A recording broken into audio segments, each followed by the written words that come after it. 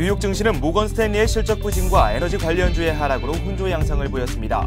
다우는 0.39% 하락했지만 나스닥은 0.53% 올라 11거래일째 상승세를 이어갔습니다. 유럽 주요 증시가 8거래일 연속 상승세를 이어갔습니다. 실적 규모를 상향 조정한 제약주가 주가지수 강세를 이끌었지만 모건 스탠리의 실적 부진 소식에 금융주들이 하락하며 주가 상승폭을 줄였습니다. 국제 유가는 미국의 원유 재고량이 예상치보다 조금 감소하는 등 공급 과잉 우려로 6거래일 만에 하락했습니다. 9월 인도분 WTI는 0.3% 내린 배럴당 65달러 40센트의 거래를 마쳤습니다.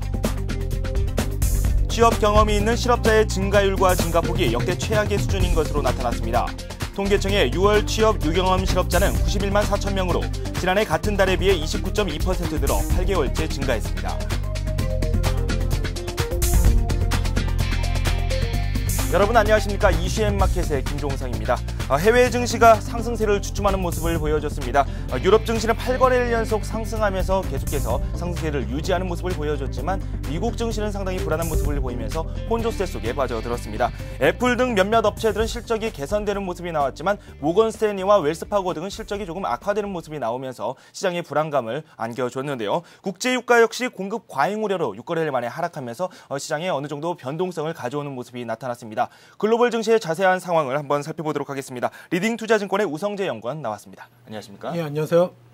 일단 시장 상황이 유럽 증시 쪽은 계속해서 상승하는 추세가 나왔는데 미국 쪽은 조금 하락하는 모습이 나왔거든요. 일단 실적이 조금 엇갈리게 나왔죠. 예, 지금 이제 유럽 증시와 다르게 미국 증시는 이제 하락 반전으로 장 마감하는 모습을 보여주었습니다. 지금 이제 다우 지수 같은 경우에 0.39% 하락한 8,881.26포인트, 나스닥 지수는 0.53% 상승한 1,926.38포인트에 장 마감했었는데요. 결국은 애플의 순이익이 급증을 하고 있고 야후 또한 지금 상승으로 전환하면서 나스닥 지수는 상승으로 장 마감했었지만 지금 주요 업종들이 지금 지수의 하락을 견인하면서 다우 지수 같은 경우는 약 보합의 장 마감하는 모습 보여주었습니다. 유럽 증시 같은 경우는 미 증시가 끝나기 전에 이미 장이 끝났었기 때문에 이런 강세장을 연출해 주었었지만 오늘 유럽 증시 장 열릴 때는 갭 하락으로 시작할 확률이 좀 높을 것 같습니다. 먼저 다우 지수의 일중 흐름 차트 한번 보시겠습니다. 다우 지수 오늘 결국은 약 보합으로 장 마감했었습니다. 결국은 지금 전 고점이었던 8,800선을 강하게 돌파하는 모습을 보여주었지만 시장에서의 거래량이 크게 수반되지 못하는 모습, 그리고 이격도가 벌어지는 모습을 보이면서 시장에서 계속적인 차익 매물 욕구가 커지는 모습이었습니다. 결국은 올해 연 전 고점이었던 9,000포인트를 강하게 돌파하지 못하면서 시장에서의 간망세가 커지고 있는 모습인데요. 결국은 이러한 흐름으로 인해서 시장에서의 차익 매물 욕구가 커졌던 것으로 보여지고 있습니다. 예, 다우지수의 일중 흐름 차트 한번 보시겠습니다. 다우지수 장 초반 애플의 순이익이 실적이 크게 좋게 나오는 모습을 보면서 강한 흐름을 이어져 나가는 모습 보여주었습니다. 결국은 이러한 흐름을 보여주었었지만 시장에서의 약세가 움직임을 보여주면서 결국 하락세로 낙폭을 키우면서 장 마감했었는데요. 결국은 시장에서의 차익 매물 욕구가 커지고 있는 가운데 시장이 전 고점이었던 9,000포인트를 돌파하기보다는 이 앞서에 있었던 고점 8,800선 내 부분까지 하락할 수 있는 여지는 충분히 남겨놓았다고 보시는 게 좋을 것 같습니다. 네, 그렇군요. 일단 거래량도 많이 줄었고요. 차익 매물도 상당히 많이 나오고 있습니다. 그 시장 상황이 많이 냉각되고 있다라고 정리를 할 수 있을 텐데요. 일단 이렇게 되게 된 게 금융주들이 상당히 불안했기 때문이죠. 예, 아무래도 이제 금융주의 실적이 발표가 있었습니다. 웰스파고와 모건 스탠리의 실적 발표가 있었는데요. 지금 시장 예상치를 큰 폭으로 하회하면서 모건 스탠리 같은 경우 어닝 쇼크가 나는 모습을 보여주었습니다. 결국은 장 초반 애플의 순이익이 급증했던 것에 따른 시장의 큰 상승 흐름을 이러한 모건 스탠리가 실적 악화로 인해서 시장의 약세로 전환하는 데 큰 빌미를 제공하는 모습을 보여주었습니다. 지금 모건 스탠리 같은 경우에는 구제자금 상한 영향으로 인해서 2분기 손실이 1억 5,900만 달러, 주당 1.37달러로 발표를 했었습니다. 시장 예상치는 54센트의 마이너스로 예상을 했었는데 이것보다 2배 이상 큰 폭으로 적자폭이 확대가 되는 모습을 보이면서 금융주에 대한 부실에 대한 우려감이 다시금 재차 부각되는 모습을 보여주었습니다. 지금 웰스파고 같은 경우 이와 반면 실적은 좋게 나오는 모습이었지만 지금 3분기 순이익이 시장 예상치를 크게 하회할 것이라는 우려감이 나오면서 웰스파고가 또한 금융주의 지수의 하락을 견인하는 모습을 보여주었습니다.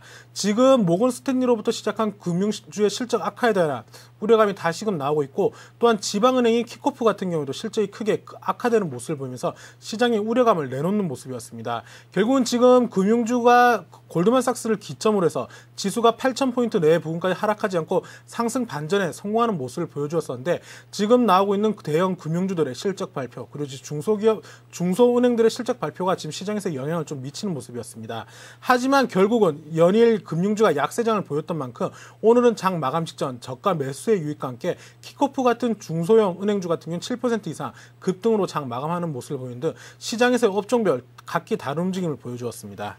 네, 모건 스탠리가 3분기 연속 손실을 보는 그런 상황을 보여줬고요. 웰스파고 역시 3분기 실적이 상당히 걱정이 되는 상황입니다. 부실 자산이 상당히 많이 늘고 있어서 주가에 상당히 부담이 많이 되고 있습니다. 금융주들의 불안 계속해서 이어지고 있습니다.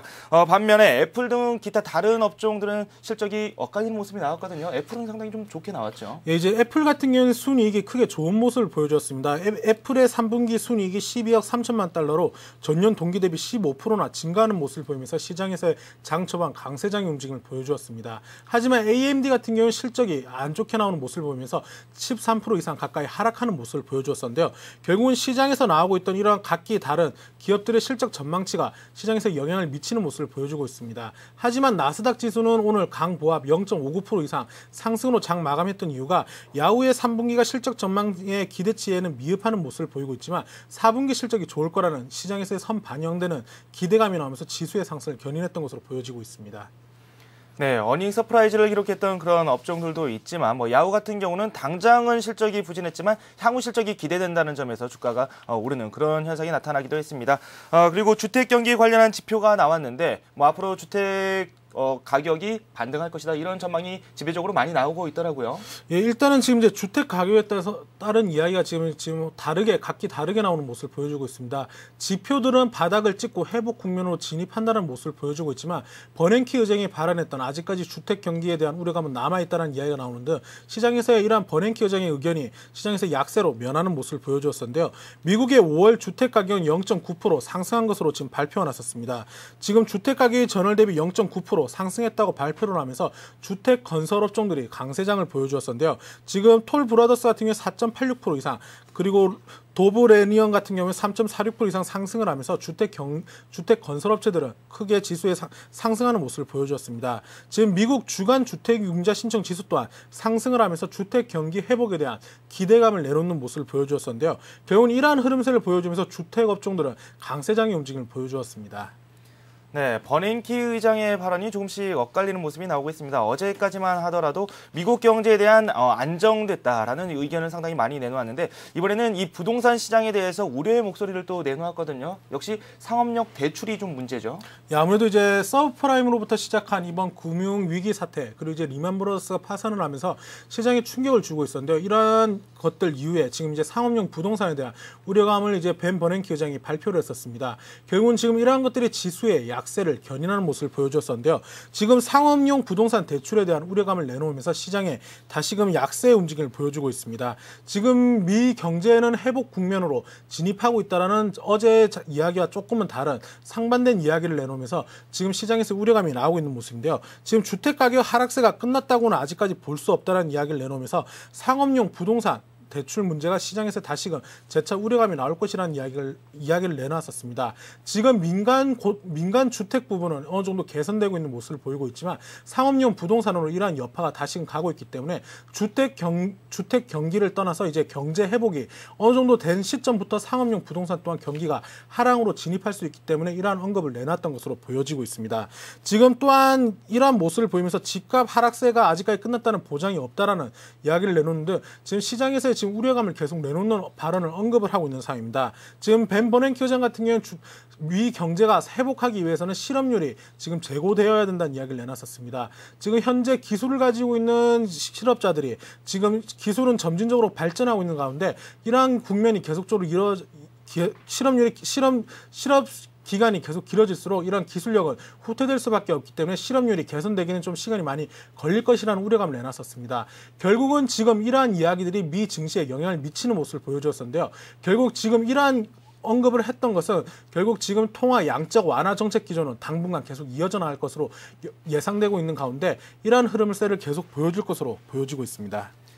네, 부동산에 대한 미국과 국내에서 우리나라의 좀 입장이 조금 달리 나타나고 있습니다. 우리나라에서는 이 유동성이 또 부동산 시장으로 흘러가서 과열 양상으로 이어지지 않을까라는 걱정이 많이 나오고 있는데요. 미국에서는 반면에 주택 가격이 아직 하락하지 않았다라는 의견도 조금씩 나오면서 상업용 부동산 대출 시장에 대한 우려도 점차 커지고 있는 상황입니다. 다음으로 한번 살펴보겠습니다. 실업률 문제도 상당히 불안했고 했는데요. 오바마 정부의 또 실업률이 또 발목을 잡지 않느냐라는 그런 의견도 지배적으로 나오고 있습니다. 그 밖에도 이번에 S&P 500 지수 같은 경우는 1060선까지 바라보는 그런 목표 주가가 나오기도 했었거든요. 그런데 또 이런 그런 상승 추세에 대해서 또 제동이 걸리는 그런 일이 나오고 있어요. 예, 지금 이제 UBS의 이제 이사가 이제 언급을 했었습니다. 지금 골드만삭스 그리고 크레딧 스위스 같은 경우는 S&P 500 지수의 목표치를 상향 조정하는 모습을 보이면서 전일 지수의 상승을 견인하는 모습을 보여준 반면에 지금 S&P 500 지수가 지금 다시금 점차 하락할 수도 있다는 우려감이 지금 시장에서 나오고 있는 모습입니다.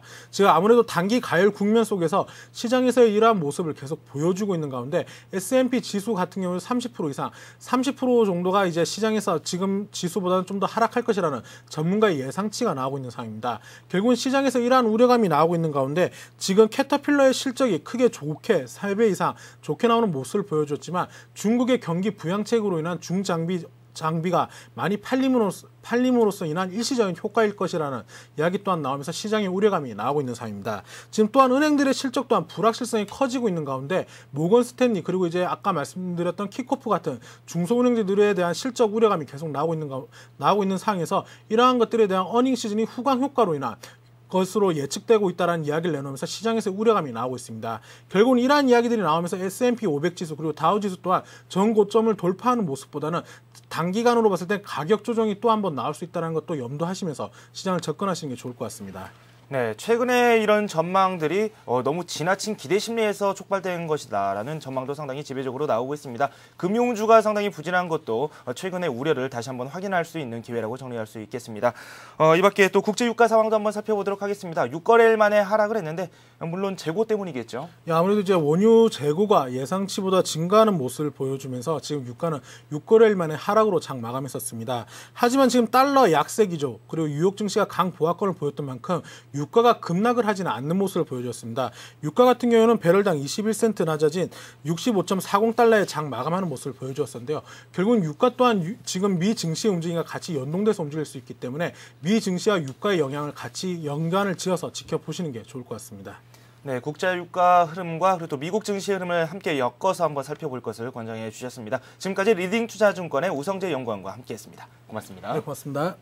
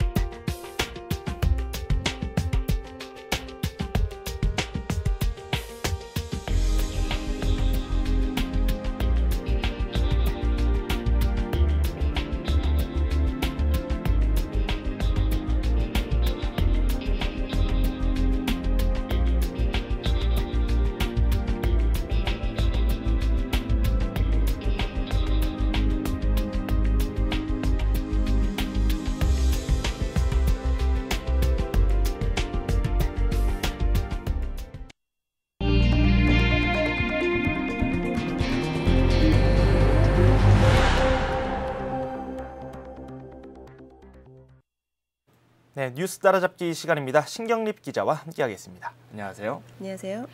어제 국회에서 조금 볼썽사나운 모습이 많이 나왔거든요. 참 네. 탈도 많았던 미디어법이 국회를 통과를 했는데 여러 가지 문제도 현재 많이 나오고 있는데 국회를 통과한 그 배경에 대해서 먼저 설명해 주시죠. 네. 이 극심한 진통 끝에 어제 미디어 관련 3개법이 김형우 국회의장의 직권 상정이라는 형태로 국회를 통과했습니다. 이 신문법 수정안은 제적의원 294명 가운데 162명의 참여 속에서 찬성 152표 그리고 기권 10표로 통과가 됐고요. 문제가 됐던 방송법 수정안도 153명의 재석의원 가운데 찬성 150 그리고 기권 3표로 가결이 됐습니다. 이날 법안 처리는 개회가 선언된 오후 3시 34분부터 산회가 선포된 오후 4시 16분까지 불과 42분 만에 모두 속전속결로 처리가 됐습니다. 민주당 의원과 보좌진들이 본회의장 주변에서 이 한나라당 진입을 막아서 본회의가 열리기 전까지는 심한 충돌이 발생했고요. 이 김 의장은 본회의장에 진입하지도 못해서 이 부의장이 사회를 대신 보는 사태도 발생을 했습니다. 이 이윤성 부의장의 사회로 그 제안 설명이나 질의, 토론 등의 과정은 모두 생략이 됐고요. 정작 이 법안 표결 처리는 순식간에 끝이 났습니다. 이 문제는 앞으로인데요. 이 야당이 여당의 그 강행 처리에 반발하면서 지금 의원직 사퇴와 장외투쟁을 선언하고 나서고 있어서 지금 극심한 전국 불안이 예상되고 있고요. 이 방송법의 경우는 투표 과정에서 재속의원 부족으로 재투표가 실시가 된 데다가 민주당이 대리투표 의혹까지 제기를 하고 있어서 법률적인 논란도 예상이 됩니다. 이런 가운데 청와대는 어제 국회의 그 미디어 관련법 처리와 관련해서 이 미디어법은 여야가 6월 국회에서 표결 처리를 하기로 이 국민과 약속한 사안이기 때문에 불가피한 선택이었다는 입장을 밝히고 있습니다. 네, 뭐 재투표라든지 대리투표 이런 문제가 계속해서 부각이 되면서 향후에도 많은 논란이 있을 것으로 예상이 되고 있습니다. 그러면 이 태풍에는 미디어법 도대체 어떤 법안이길래 이러는 겁니까? 네, 이 한나라당이 직권상정으로 통과시킨 미디어법은 오는 2012년까지 대기업과 신문의 방송 겸용은 유예를 하되 지분 참여는 허용하는 내용을 주요 골자로 담고 있습니다. 이 표를 보면서 설명을 드리겠는데요. 한나라당은 이 대기업과 신문이 지상파 방송 지분을 10%까지는 가질 수 있도록 허용하되 앞으로 3년 동안 경영은 유예를 시켰습니다. 이 현행법에서 금지되어 있는 대기업과 신문의 방송 진출 제한은 완화하는 동시에 그에 따른 여론 독과점 우려는 덜겠다는 절충안을 통과시킨 것입니다. 다만 이 종합 편성 채널과 보도 전문 채널에 대해서는 신규 사업자 진입이 허용이 됐습니다. 이 종합 편성 채널과 보도 전문 채널의 지분 소유는 각 30%로 지금 규정이 됐습니다. 여론 독과점을 막기 위해서 이 구독률 20% 이상의 대형 신문사의 경우는 방송 진출을 할 수 없도록 사전 규제 장치가 추가가 됐고요. 또 방송에 진출하려는 신문기업은 광고 수입과 발행 부수, 유가 부수 등 경영 정보를 투명하게 공개하도록 일종의 진입 장벽을 만들었습니다. 또 이 사후 규제로는요, 이 방송 사업자의 시청 점유율이 30%가 넘을 경우에는 광고를 제한하는 식으로 이렇게 규제가 가해지고요. 또 신문이 방송을 소유할 경우에는 신문 구독률을 10% 범위에서 이 시청 점유율로 환산하도록 하는 매체 합산 시청 점유율 제도가 도입이 됐습니다. 그 밖에 신문 방송 겸용에 따른 사후 규제 방안은 앞으로 신설될 미디어 다양성위원회에서 마련될 예정입니다. 일단 미디어법의 지지 여부에 따라 각 언론사의 그런 입장도 달라질 것 같은데요. 그래도 일단 통과된 법안인 만큼 향후 미디어 시장에 어느 정도 영향을 미칠 것으로 보이거든요. 네. 어떤 영향이 올까요? 이 대기업과 신문사들의 지금 방송 진입이 허용이 되면서 국내 미디어 시장은 그야말로 무한 경쟁 체제에 돌입하게 됩니다.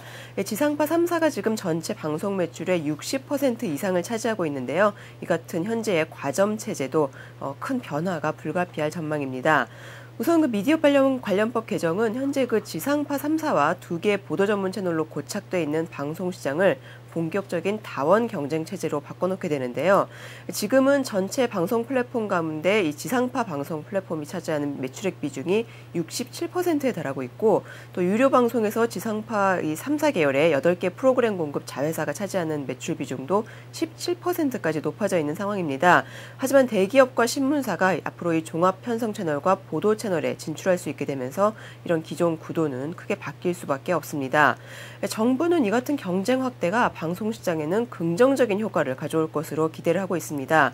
이 대기업과 신문사가 종합 편성 채널 방송을 위한 이 콘텐츠 개발에 적극적으로 나설 경우에는 이 지상파와의 경쟁을 통해서 방송 시장 규모 자체가 커질 수 있다는 것입니다. 앞서 정보통신정책연구원의 분석에 따르면은 이 규제 완화 이후에 사업자 진입이 순조롭게 이루어질 경우 전체 방송 시장 규모는 9천억 정도 늘어나게 되고요. 우리 경제 전체로 봤을 때는 1조 7천억 원의 생산 유발과 13,000명가량의 취업 유발 효과를 낼 수 있을 것으로 예측이 됐습니다. 다만 이 대기업의 방송시장 진출로 개별 기업의 입장이 여과 없이 시청자들에게 전달될 가능성이 있기 때문에 방송의 공공성 훼손에 대한 논란은 앞으로 끊이지 않을 것 같습니다. 네, 기존의 지상파 방송 중심에서 다원 경쟁 체제, 종합 편성 PP라든지 다양한 그런 경쟁력을 많이 갖추겠다. 이런 게 바로 정부의 골자라고 할 수 있을 텐데요. 일단 그래도 향후 과정에서 많은 논란이 예상되는 건 사실이고요. 그렇습니다. 네, 그리고요. 이번에 미디어법과 함께 금융지수회사법도 함께 통과가 됐는데 이 부분도 함께 설명해 주시죠. 이 산업자본의 금융지주회사 지분 소유 한도를 9%까지 확대하는 법안도 어제 국회에서 일사천리로 통과가 됐습니다. 이에 따라서 오는 10월 10일부터는 대기업과 사모투자 전문회사 즉 PEF 등이 금융지주회사와 은행의 지분을 9%까지 매입할 수 있게 됐고요.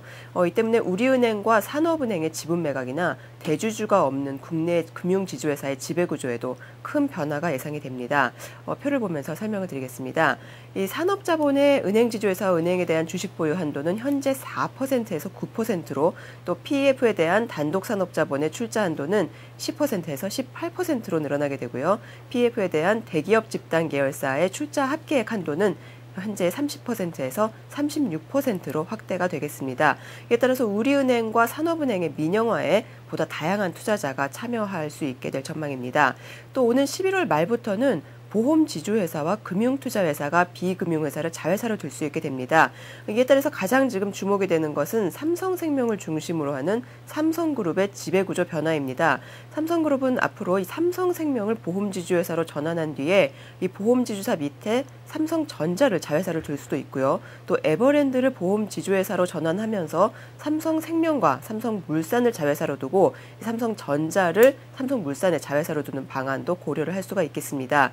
이 두 방안 모두 상당한 비용이 들어가는 만큼 그룹으로서는 쉽지 않은 선택이겠지만 이 금융지주회사법이 지금 통과된 만큼 삼성그룹으로서는 앞으로 본격적인 고민에 나서게 될 것으로 예상됩니다.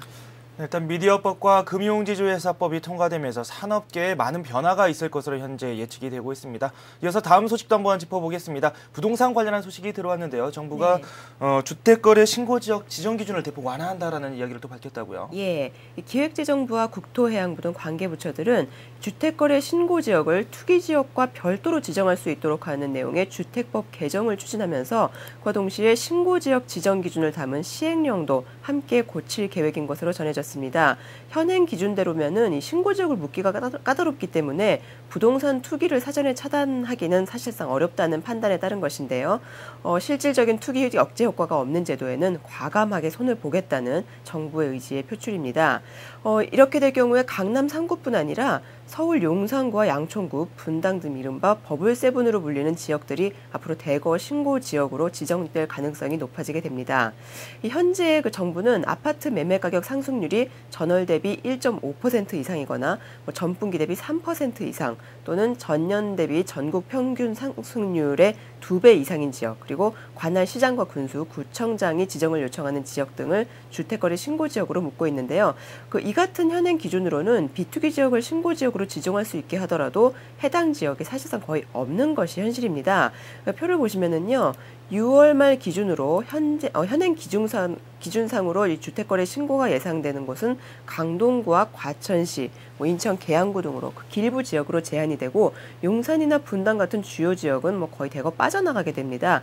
이에 따라서 정부는 1.5에서 3%인 현행 그 상승률 기준을 1에서 2% 정도로 낮추는 방안과 함께 절대 거래량 증가폭 등을 추가로 반영하는 안을 검토 중인 것으로 알려졌습니다. 또 이 관계부처 합동으로 현재 강남 3구 등 주요 지역의 가격 동향과 거래량을 매일 모니터링하고 있는 것으로 전해지고 있습니다. 네, 이어서 기업 관련 소식도 한번 알아보겠습니다. LG전자가 어제 실적을 발표했는데요. 2분기 순이익이 상당히 좋았거든요. 1조 원을 또 돌파했어요. 네, 그렇습니다. 어제 2분기 실적 발표를 한 LG전자 연결 기준 매출은 14조 5천억 원 규모로 사상 최대를 기록했고요. 영업이익은 1조 3,330억 원을 기록해서 사상 첫 분기별 실적 1조를 돌파한 것으로 나타났습니다. 개별 기업이 분기 기준 영업이익이 1조 원을 돌파한 것은 지난 2000년 그 분기별 실적 발표가 도입 된 이래 삼성전자와 한국전력, 포스코에 이어서 일본이 네 번째입니다.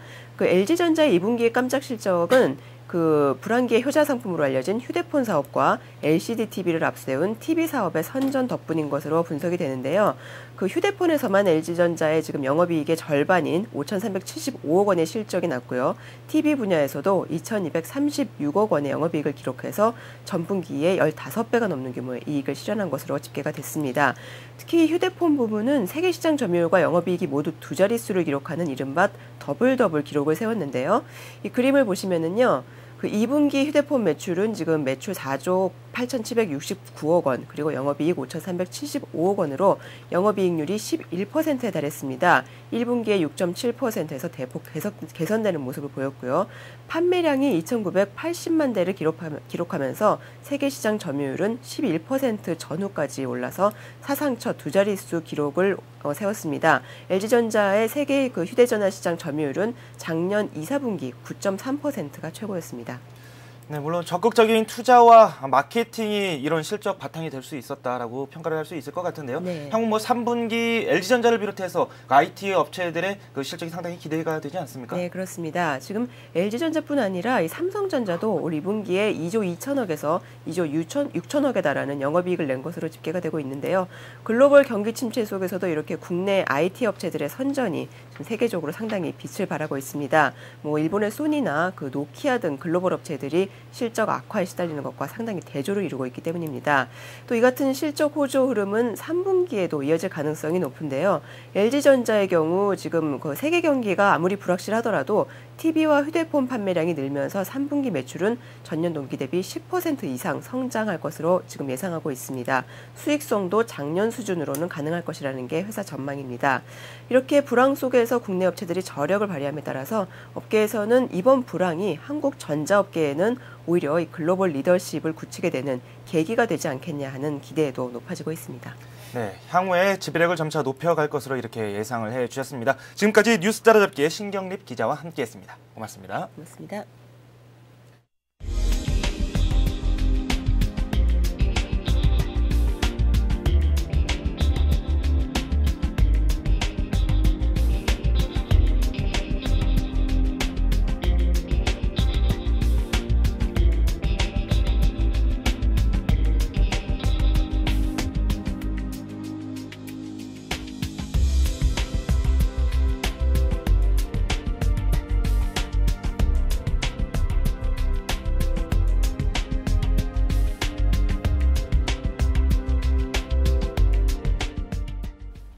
네, 상승 동력이 확연히 떨어진 상황입니다. 어제 우리 증시에서도 이런 현상이 나타났는데요. 오늘 우리 증시 섣불리 상승이라고 말씀드리기 상당히 어려울 것 같습니다. 1시간 뒤 출발 센 증시에서 자세한 소식 전해드리겠습니다. 여러분 고맙습니다.